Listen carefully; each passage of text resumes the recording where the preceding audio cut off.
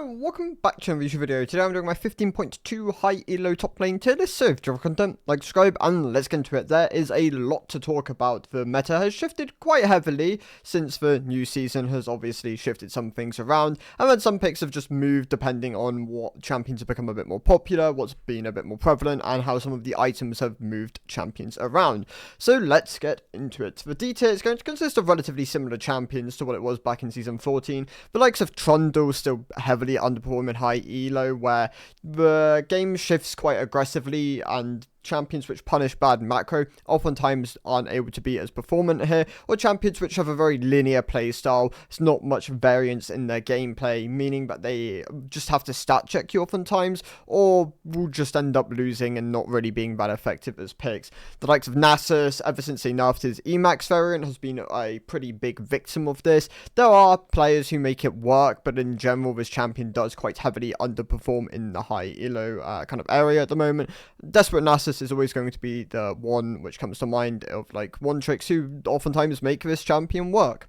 Yorick, also another one where there will be the odd OTP which can perform well on this champion, but in general he tends to be pretty underperformant in high elo, obviously being very reliant on split pushing, and then reliant on a summon which most people, once they get past the rank of diamond, understand how to play against it, how to deal with it, and what kind of vulnerabilities Yorick has as a champion. Alawi, also within the D tier at the moment. I don't think this champ's being almost at all being played. There are still going to be, like the other champions here, OTPs who pick the champ.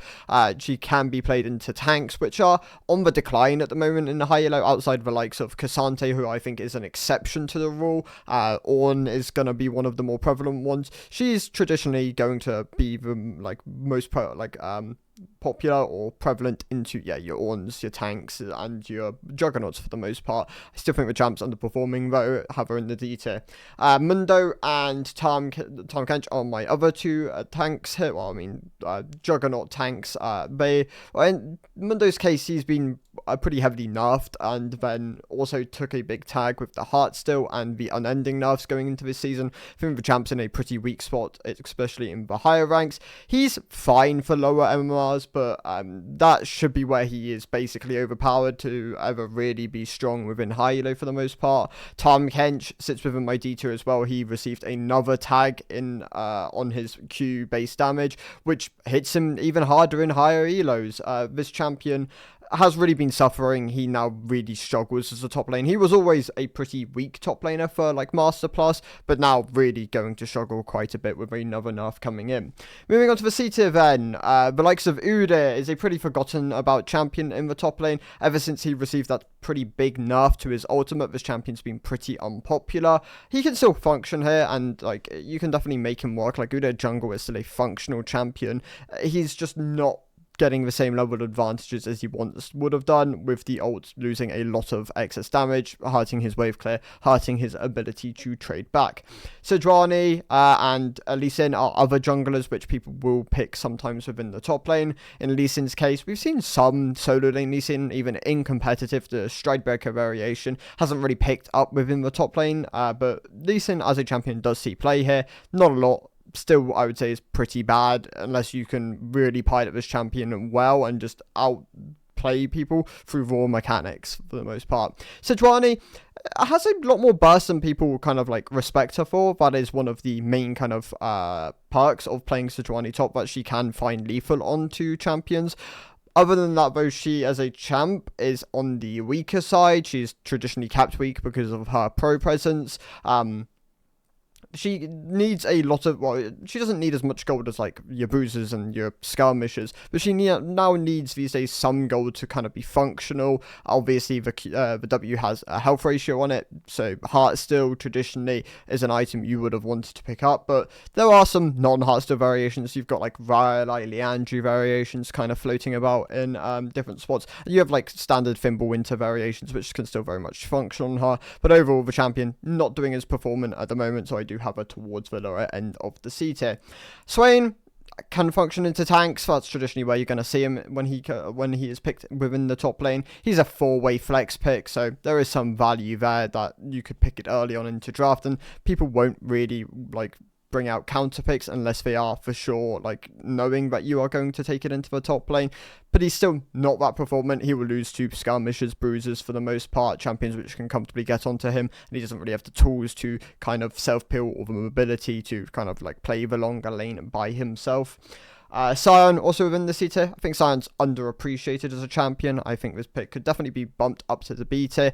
I just don't really see him that much, and it makes it kind of hard to like really evaluate where the champion should lie at the moment. There are people who play it, but like so Bwipo, and there was another one, but I've forgotten. Or will come back to me at some point. But yeah, Bwipo is the one I'll always recommend like checking out Sion. He plays it like no other, playing him a lot more like a lane bully in a lot of circumstances, and that can be pretty powerful. Like, I think Sion, yeah, can definitely function in high elo. Even like the Baus, for example, can make this champion work. So there is definitely something there. I do have him towards the low end of the C tier, because if you play him like a traditional tank and just like sit back, scale up, I think there are just better options than him at the moment. Yeah, which is why I have him here.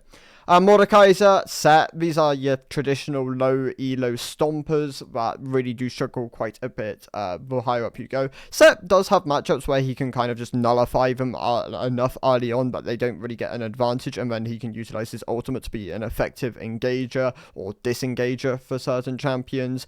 I think there is some value to that. Mordekaiser traditionally only sees play into tanks when he's picked in high elo, but even then there are better options, champions with more agency, champions with more mobility. I think Mordekaiser just kind of falls short in this kind of area, but in lower MMRs and mid MMRs, these two champions do tend to thrive quite a bit more. Teemo struggles a lot more the higher up you go. The people will sweep for your shrooms. You basically lose your ultimate if you're playing against like a competent team. His main kind of strength is his ability to be a lane bully whilst also having good scaling aspects, and people will punish this like for what it is. Like you won't usually get as much like harass down. People will opt into like your second wind and your G shields, and just make it really hard for Teemo to find the advantages he wants within the game. Yeah, so as a counter pick, I think is fine, and like there are people who will pilot it incredibly well and make it look like a really effective pick. I do think it hurts compositions quite often though, and that can definitely be a weakness, being more of a skirmisher than a bruiser or a juggernaut. I think he sits more as like a C2 option, but put the games in and you can definitely find results on this champion. Gnar is one of the matchups I would recommend learning if you do enjoy Yasuo and you want to play him in the top lane. Sylas comes in as a counter pick, can be effective. Don't blind this champion, you will have a miserable time. He will lose to most picks within the top lane, but there are specific matchups where you can flex him sometimes and find value. Obviously, Malphite, Gnar are two that come to mind as like, these are big ultimates which Sylas does really want to get his hands on.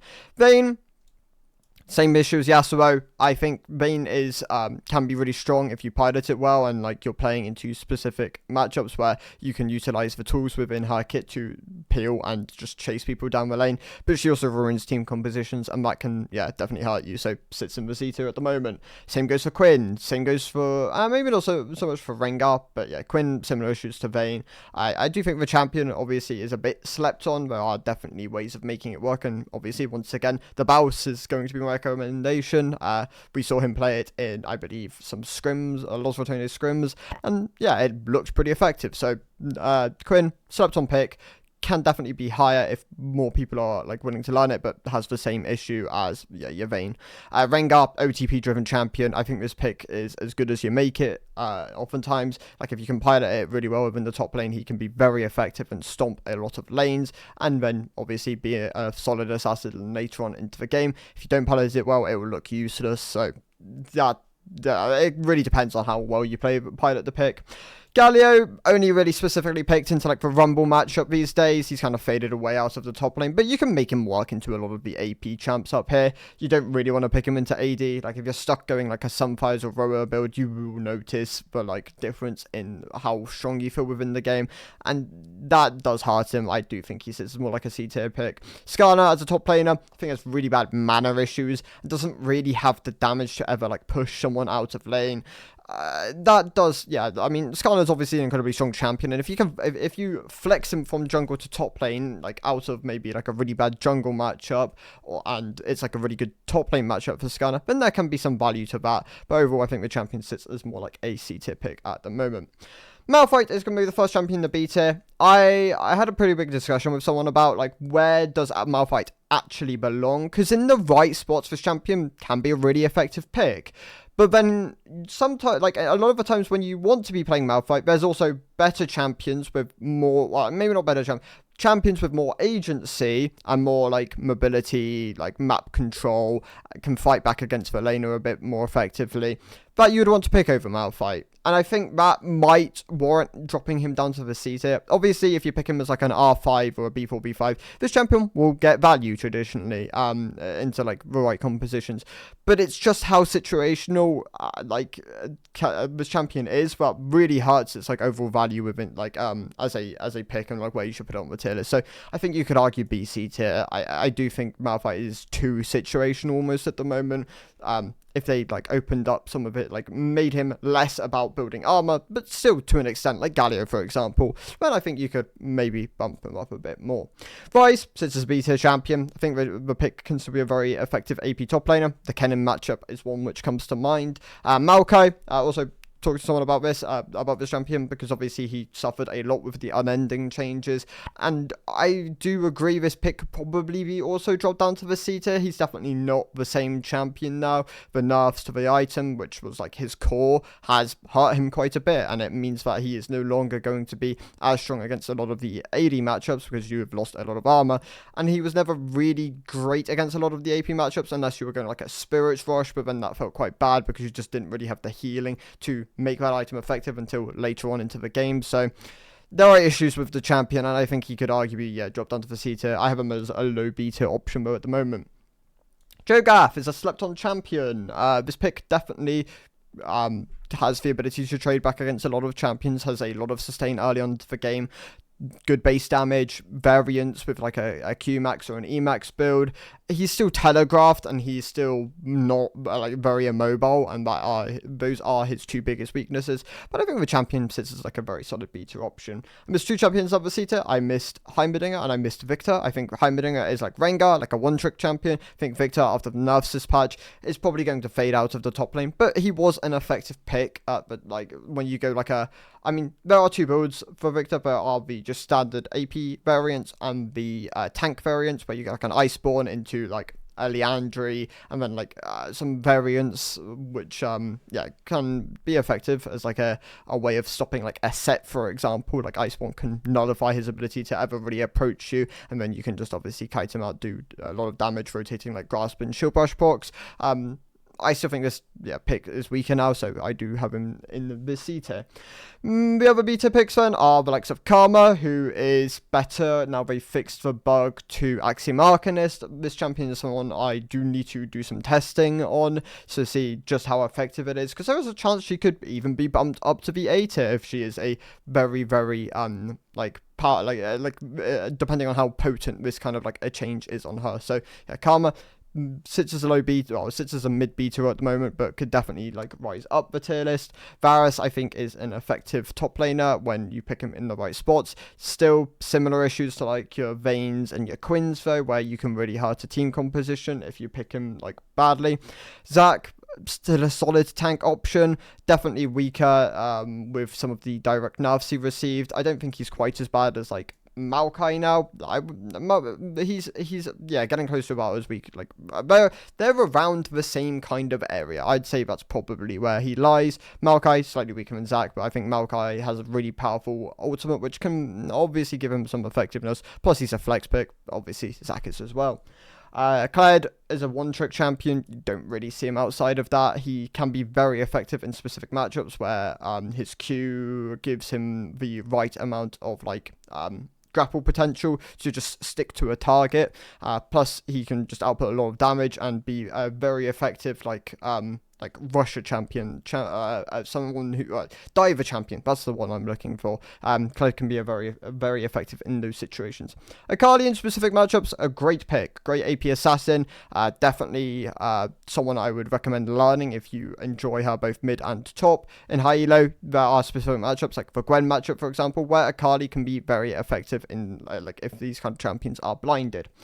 Kale, I have within the beta now. This pick is definitely doing a bit better at the moment. The direct buffs she received over last split have definitely enabled her to be once again a bit more effective within higher elos. Still very punishable early onto the game, and oftentimes you will just be they will stack a wave and you'll be dove on it, but you can be very effective into tanks and champions which just don't really ever threaten like lethal on you, and you can just scale up and then be a really effective late game champion.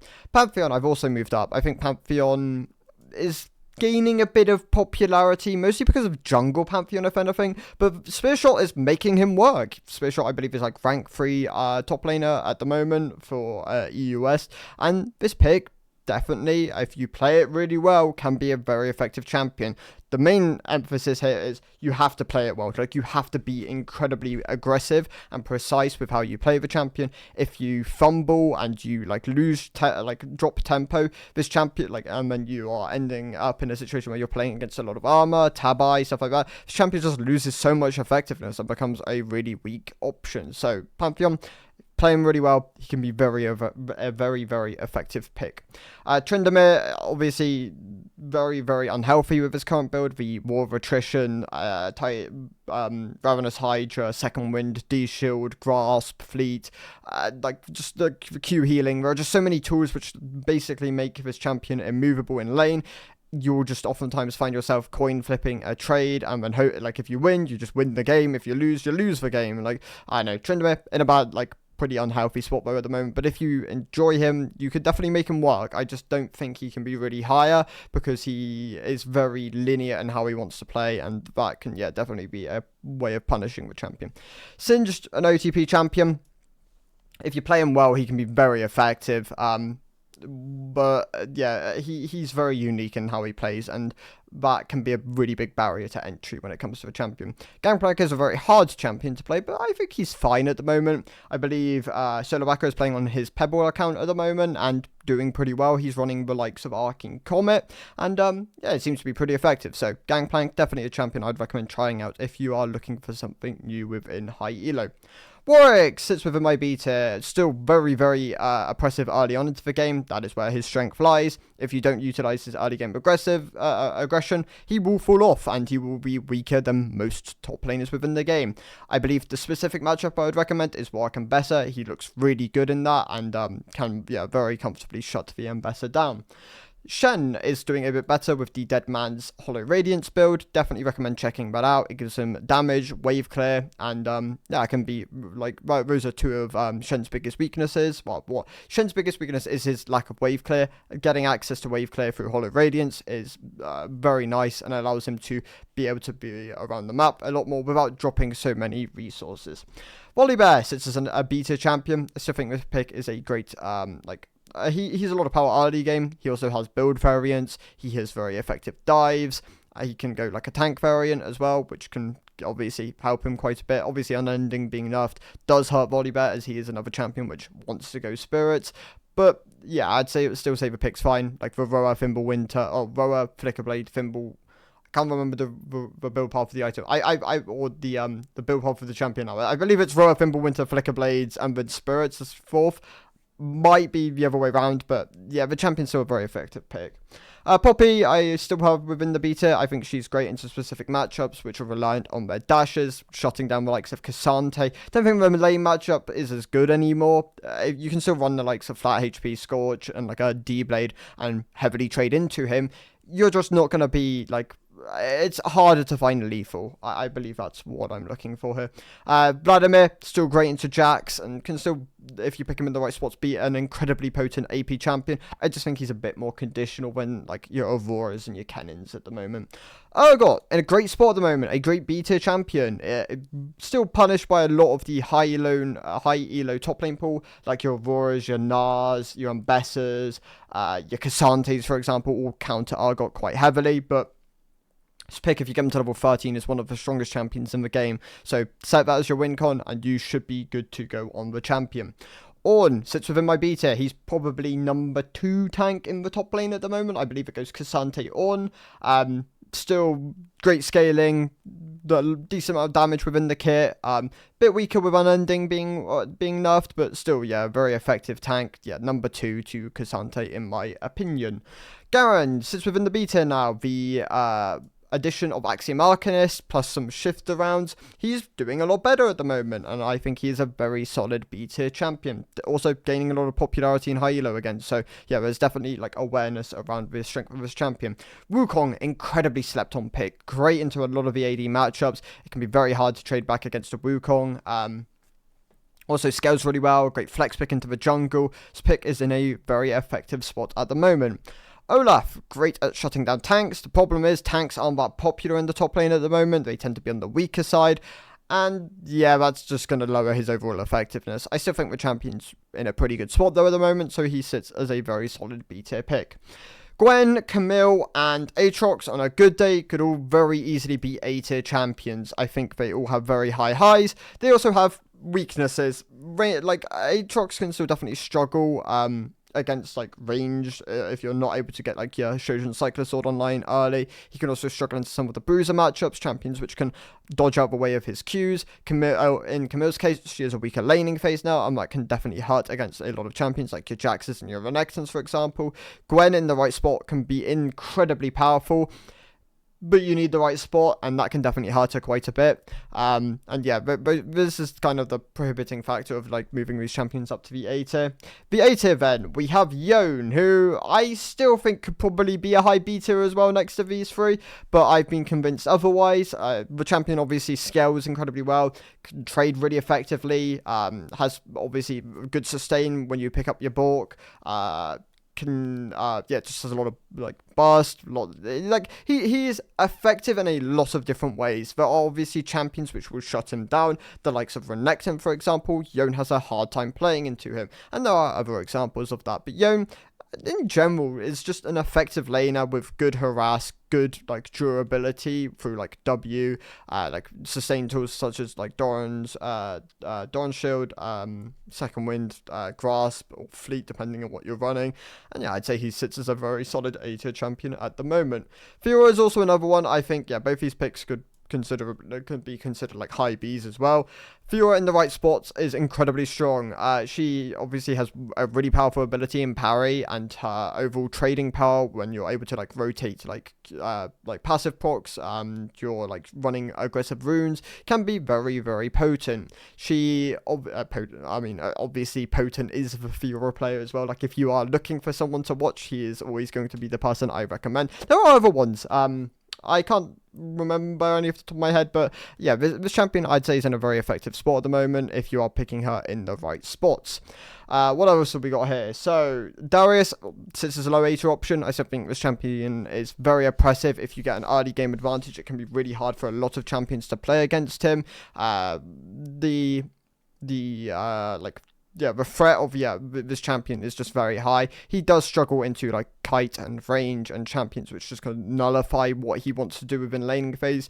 But yeah, finding an advantage on this champion oftentimes will just spell a win for you if you are able to convert it into something more. Cassiopeia, still very strong even after the nerfs. They tagged her movement speed when you have secured feats. She did lose some power from it. Not like enough to really warrant dropping her down though. She sits as a very solid A tier champion, can oftentimes just be what Vayne wants to be, but better. Like she can very easily nullify most melee champions. She was struggling to range, that is her biggest weakness, and into compositions where they have a lot of it. That's where I'd recommend avoiding playing Cassiopeia. But in general, apart from that, she can be picked in most different situations. Rumble sits as a bit A tier option, very, very effective, aggressive early laner with the inability to draw minion aggro from E and like Q harass. It just gives him so much strength, like trading. It can be very hard to approach a Rumble in lane if he has control of it, and that can be a very big sell factor for the champion. Gragas, very solid A tier pick. Great for neutralizing, great for like his sustain, his damage in lane, his wave clear, decent scaling, has different build variations. You can go a more AP heavy build, or you can go a more tanky build. There's a lot of very effective and potent things about this champion, yeah, making him a very solid A tier pick. Riven, very, I mean, I'd recommend avoiding Riven unless you're one trick at the champion, especially in higher MMRs. You will be punished if you play badly, but if you pilot this pick well and you're outputting like the maximum of damage you can, she can be incredibly oppressive. You can just outright one-shot most laners at level 6, and if you're running Ignite, then yeah, her damage is just absurd. She's very hard to match on sides. If she has the build to like stop a champion, like Death Stance, Tabai can allow her to lane even against the likes of level 13 Urgot, for example. So Riven, I do think, is an incredible champion at the moment, a great A tier pick, but I'd recommend avoiding it unless you're obviously like very comfortable on the pick. Jax still sits as an A tier champion, obviously great into champions which struggle into Counter-Strike or just don't have the tools to like avoid it. Obviously Gragas is going to be a champion which you might end up banning if you play a lot of Jax, if that ends up being one of the more common ones you see, but he does have some harder matchups which can definitely punish him a bit more, so he does sit as more like an A tier option in his current state. Renekton and Kennen sit as my high A tier options. I believe Kennen could probably be moved up to the S tier, but in Renekton's case, he is the jack of all trades. This champion is a great laner.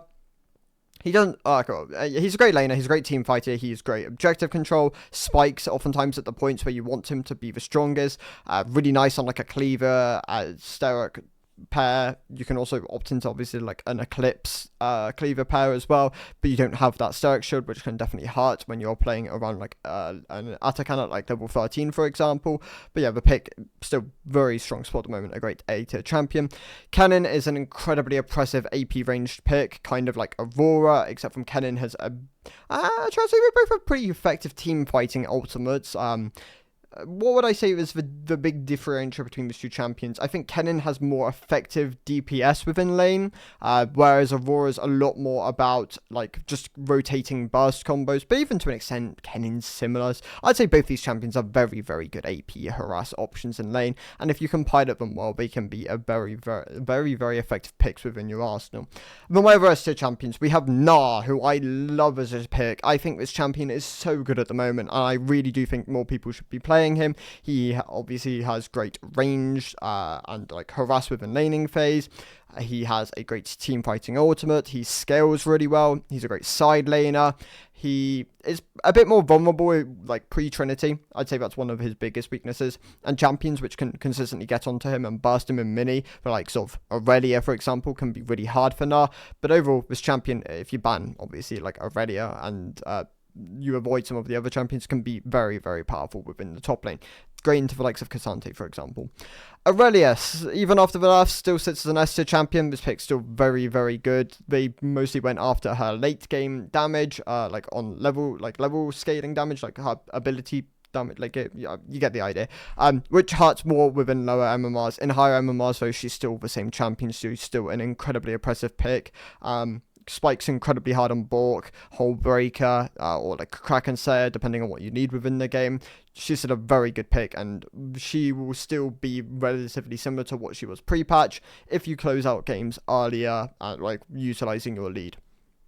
And Bessa and Jace, I'd say, are two other very solid AD bruisers, skirmisher, assassins within the top lane. Like in Ambessa's case, you have like the two builds of like the Eclipse Shojin or the Shojin Voltaic. I believe both can be very effective depending on what you need within the game. Voltaic obviously tends to be traditionally taken more into ranged compositions where you want a bit more burst, and the slow can be really good for like catching and like sticking to someone. In Jace's case, the rise of like bruiser and tank builds have really enabled this champion to have a bit more variety and like rise up as a top lane pick, because obviously I had him a bit lower before, but that was when people were only really playing like the assassin variant, the like Eclipse with like Manamune into like Edge Grudge. I still think that can be effective in the right spots, but I'd really recommend trying Shojin or Cleaver Jace. It looks really good at the moment, and the unending build is not as good anymore. Like, the nerf to it has really hurt it, and I think that should probably be very much avoided until, like unless you have the specific comp which you want to play it into, traditionally being, like, ranged, traditionally being melee compositions where they don't have the damage to really shut you down, and you can get multiple rotations of the item off.